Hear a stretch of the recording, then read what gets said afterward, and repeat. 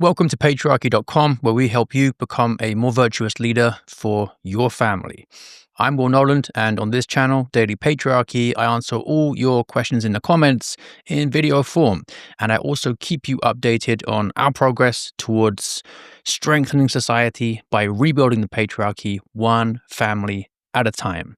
So let's have a quick update on how the channel is doing. Thanks to everyone's support. As you can see here, we're on 447 subscribers, so things are moving nicely. Make sure you're subscribed, and also don't forget to share this content with anybody else you think could benefit from it. So the other thing is that you might like to check out my main channel for more long-form content on specific topics that you might want to work on in your marriage. So head over there, Will Knowland at Be Her Leader. We're on 18.1k subs there. Lots of good content for you to learn from. Let's get into the questions for today. So we've got one here. Do you have any or recommend any resources for women? Looking to improve myself. I want to lean into my femininity and I am looking to be a better wife and mother. That comes from Sally. Well, the best place to look there is going to be the lives of the saints, without a doubt. So the virtues are actually the same for men and for women. There are no special virtues for men, no special virtues for women, just the same cardinal virtues for both sexes. But to look at how they come out differently in women compared to men, the best place to look is the lives of the saints. So that is where I will begin. After that, you want to look at friendships in your parish. So look at how women who are actually linked to your own parish in your community do things. What do you admire?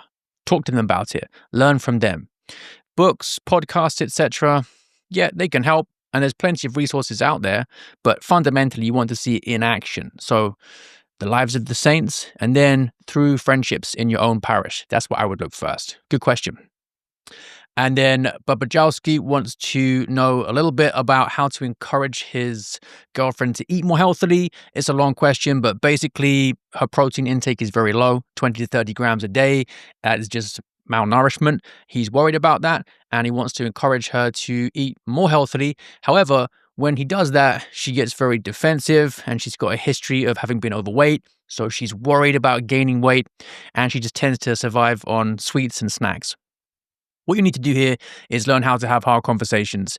You need to get her to see that you're not attacking her personally. It's not a threat to her identity. Instead, you are focused on helping to solve the problem of malnourishment, because that's what this is. That's why you say that she's very cold, low energy levels, low muscle mass. So separate the problems with the diet from her. Right? You're not saying she is a problem. The way she is eating is a problem, though. And really dig down into what those fears about eating things other than sweets or snacks might be. Why is it protein in particular that she's worried about? I don't know enough information about that to be able to help you with this. This is a coaching situation. Perhaps she even needs therapy or some kind of professional support because it's an eating disorder.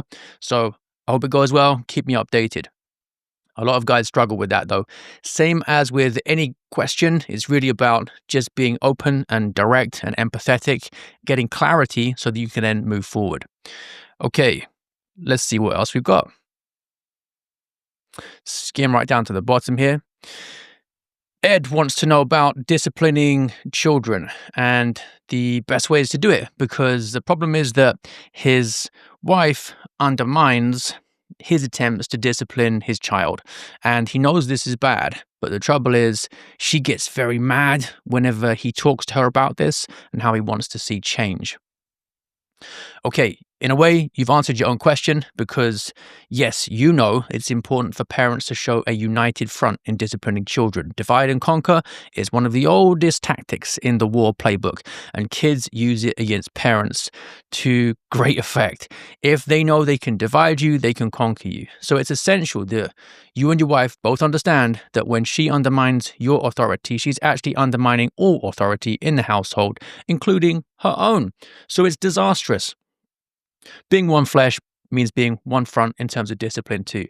Problem is, though, that it seems that she has learned from past experience that when she gets mad, that's actually an effective way to manipulate you or get her way in the situation.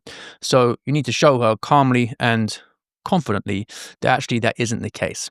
Again, this is another hard conversation. How you handle conflict like this really is the main predictor of how successful your marriage is going to be. So it can be an opportunity for growth if you approach it in the right way. What are her fears? Try and empathize, see her perspective, and then figure out a way so you can both get to where you need to be, because it is not this, that's for sure. You say you need to see a drastic change immediately. That's likely to be a coaching situation again, because I need more information to be able to guide you through that properly.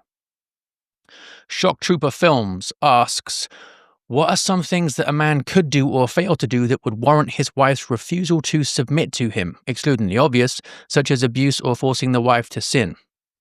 Right. You are assuming here that there's something the man does that makes him worthy of being submitted to, like he has to earn that, and he could lose it at any moment through his actions. The wife is actually submitting to the authority that God has delegated to the husband, right? His authority comes from God, and when the wife submits to the husband, she's actually submitting to that. It's nothing special or unique about the husband personally that means he is worthy of submission, thankfully. Otherwise, none of us are really going to be worthy of submission, right? Based on our own personal merits. We've all got plenty of defects. Anyone who understands original sin is going to realize that. No, it's actually submitting to the authority of God that has been delegated to the husband. So I think the question is actually coming from a mistaken place. Like the husband's authority is his own, that he has earned and might lose one day just from making a mistake. Hopefully that clears that up for you.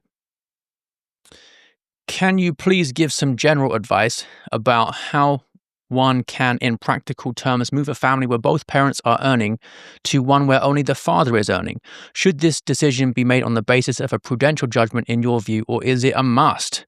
Well, I don't know where you get your ideas about morality and family from. The Catholic teaching is that it's a violation of natural law for the wife to be working outside the home because the children have a natural law right to be raised by the mother. So only in very limited, exceptional, unusual circumstances where both spouses have agreed to it should the mother be working outside the home. Now, in that sense, it's something you should aim at, right? Your question, though, is how can you get there? In practical terms. And the simplest thing to do here is to actually start living off just your income. Step 1, reduce expenses and say, could we make it on just my salary alone? If not, cut expenses more. If you can't do that, increase your income. And then you can basically show to your wife, we'll be okay as a single income family. Our situation is set up such that we can manage like that. Most guys haven't done this. To be able to maintain their current standard of living, they actually need both spouses to work. And they're kind of forcing their wives to work in that situation. That is by far the most common setup that I see. So look at the numbers, make the necessary adjustments, and then you can move forwards after you've done that. Until then, it's just all talk, no trousers. You might want your wife to not work, and yet you haven't made it possible for that to happen. Good question from Brian. I know a lot of guys worry about that. Barry asks how to go about relationships with the opposite sex in the workplace. In teaching, he finds the majority of young women are very leftist and he has to tread carefully when talking to them. Yeah, simple. Just be professional and polite. That's basically it. And you're going to find that this is the case wherever you work, not just in teaching.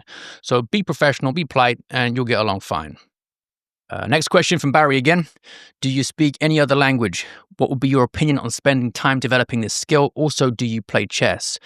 Don't play chess. I'm not proficient in any other languages, but you might like to play chess or learn some other languages, especially if it could be useful for work. So kind of up to you. I wouldn't worry too much about that.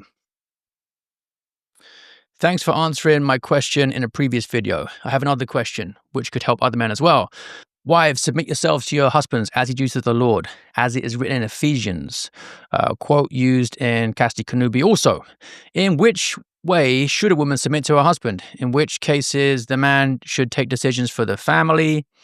Could you give examples of decisions that the man should do and the wife submit to it? Could you give examples where the woman does not have the obligation to submit? So you're basically asking, what does submission look like? And the simple answer is obedience. And you're asking, how deep does that go? Does it cover everything? And you quoted Cassie Kanubi there, and there are some bits there that I think will be really helpful for you to look at. Let me just see if I can grab one, quickly get a quote to read out for you.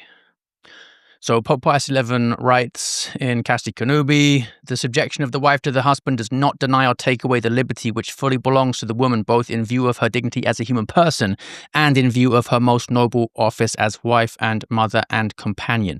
So you're not talking about totalitarian control and micromanagement of every aspect of her life. Because what he said here about the liberty which belongs to her and the dignity that belongs to her as a human person is really important. Nor does it bid her obey her husband's request, if not in harmony with right reason or with the dignity due to a wife. Nor does it imply that the wife should be put on a level with those persons who in law are called minors. So you don't treat her like she's a child. And she doesn't have to obey every single request if it's not in harmony with reason or with the dignity due to a wife. So basically, treat her in a common sense way with dignity and don't become a tyrant. If you need more specific examples of that, then, you're likely to be dealing with particular points of tension between you and your wife. And a great starting point would be, is she feeling like she's not being treated with dignity? Why is that?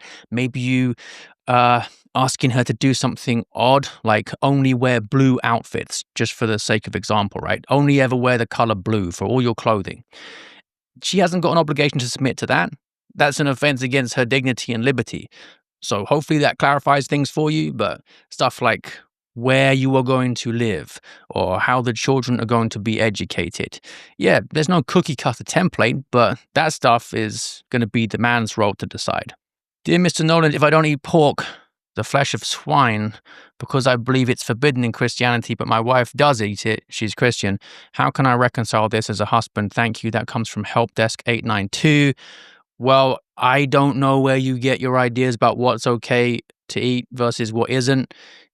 The Catholic Church doesn't teach the Christians are forbidden from eating pork, so I'm not sure why you believe it's forbidden in Christianity. This seems like one of those things where it's just like DIY theology that you've made up. Your wife doesn't have to listen to you about that. She's fine to go on eating pork. You don't need to reconcile this. You're just wrong. And I can't really see a way out of this for you, because if you're trying to tell her this is Christianity, you're just wrong. And it would be one of those moments where you are being oppressive and trying to micromanage her and becoming a tyrant. So have a look. What do you mean by Christianity? How have you arrived at these ideas? And if they are odd like this one, they're going to cause you problems. All right, that's all the questions for today. And let's get some more questions in the comments and we'll get through those in the video then. If you have a look here, here's a quick update on our support community. You can see a lot of these questions that guys have been asking about today actually involve personal situations that need more information to be able to handle properly. And that's where you can get tips like that. We go into more depth here in our private community. So go check it out if you're interested. We're currently trying to move it up to about 300 members. We're on 252 at the moment. Some of the benefits are weekly mastermind calls to keep you on track with your goals. You get courses on masculinity, morality, marriage, muscle, money, etc. Stuff to help you become a better leader. And you're also with other men who are growing in this area too. So it's really useful. I don't think you can get support like this for this value anywhere else that I'm aware of. $9 a month. And if you've enjoyed the content today, here's where you can get more support for it. Okay, thanks a lot for listening, and let's get some more questions for tomorrow. Look forward to speaking to you then. Take care.